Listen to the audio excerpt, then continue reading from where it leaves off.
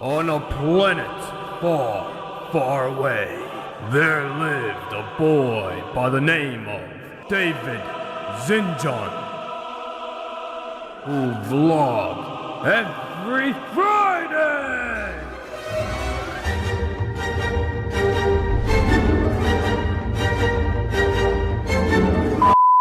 Hey everyone, welcome to episode 2 of Film Talk Fridays. You, Matt, you stupid bitch. Focus. This is the park I want to film Experiment X at. Eisenhower Park. This is just 1% of it. It's so beautiful. It's so beautiful.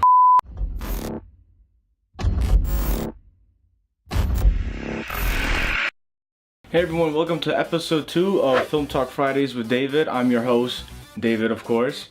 And today's topic will be choreography, mainly fighting, but I'll give a brief description of what choreography is. So, what is choreography?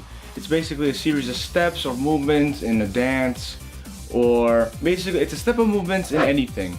You do a dance, there's specific steps, like 1, 2, 1, 2, they count it out so you get the steps right. And filming, for choreography, what I'm most specialized for is the fighting parts. I direct all the fighting sequences in both my films and Matt's films, Iranian films, and yeah. So the way I do choreography is I usually plan them out ahead of time. For example, Solstice, a film I did with Matt, which you should check it out, really amazing film here at Iranian Films. The way we did the choreography for the train scene, at first in my mind I actually just wanted to direct it as we're there because I get a better sense of the environment I'm working with. But if I already know what we're filming at and exactly where, then I can already pop the ideas into my head and then start writing down the script. So for example, there's a scene where they're in the train and I tell Matt's character to do a right hook and then a left hook, and then after that sequence I would think, alright, so what else would his character do, or what else the other character would do? So for Matt it would do 1, 2. The other character would react to it. 1, 2.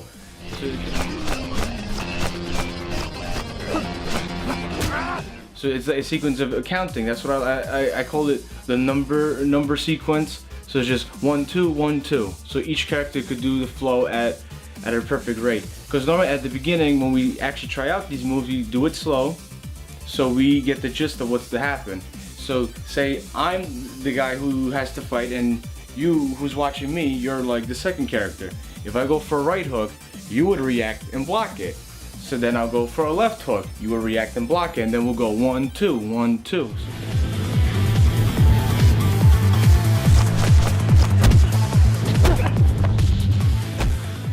And then we start to add more moves, like maybe a low kick.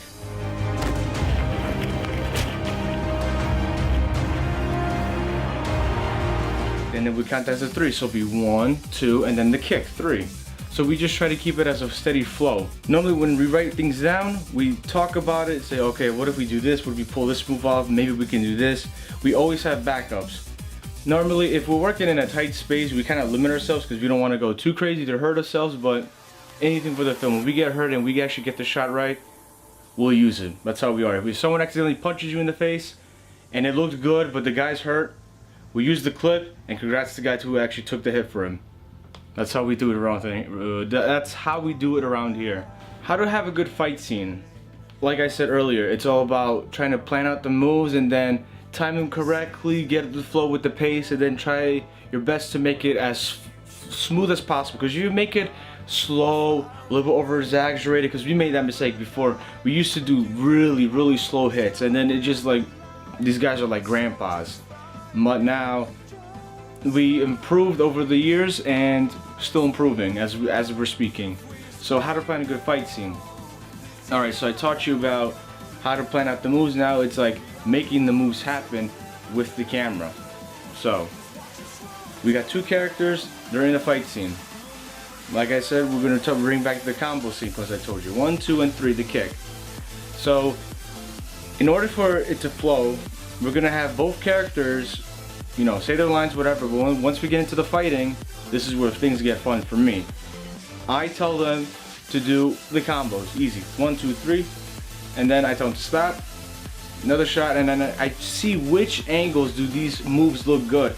Because some moves, like the blocking, like if someone hits me and I block, and they hit me on my right side, the camera would kind of look good if it was facing towards me. So if someone blocks this way, and the camera's captured this from that angle where I'm looking at, it may be good. But maybe I want to put the camera behind me on my right side or left side to capture like everything going on. That's just for blocking, but when it comes to punching, we have to be extremely careful on how we do it, because if we don't do it careful enough, we can't sell it. So, let's say we go for a punch. Here's the guy's head. I want to punch him. Now we don't really want to punch our people because you can knock him out, and next thing you know, insurance rates go up the ass. But you see the guy's head, if I want to punch him, doesn't look real enough, right? But if I go on this side and he reacts, act like if he's reacting getting punched, it looks like I'm trying to hit him. From my side, I'm trying to hit him from the side. See, that's where a camera angle matters. So now if I go over here and I punch him, then it definitely looks like I'm punching him. So it really depends on where the camera is. If you have a camera that literally shows the huge gap between the hit and the target, people are gonna be like, what is wrong with you? To you, now here's the thing, there could be some mishaps where we do hit and the camera might catch it, but still a good shot.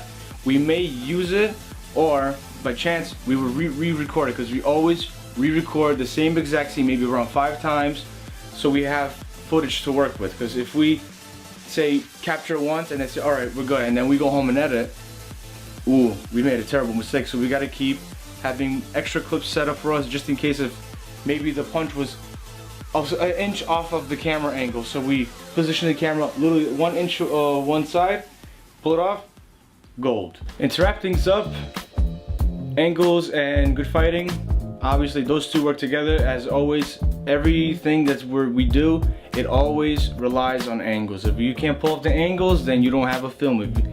If you don't have a good fight scene, you don't have a good film.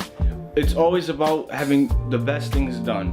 Best camera angles, best fighting, collide together, you get a great movie. So, hope you enjoy this informational guide to choreography of fighting. Please stay tuned for the next episode of Film Talk with David on Fridays, and I'll see you in the next show. See you in the next show. In the next show.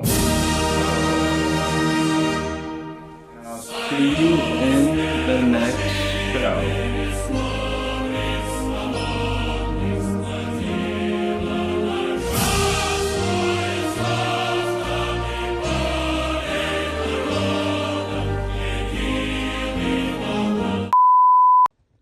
On a planet far, far away, there lived a boy by the name of David Zinjon, who vlogged every Friday. On a planet far, far away, there lived a boy by the name of David Zinjon, who vlogged every Friday.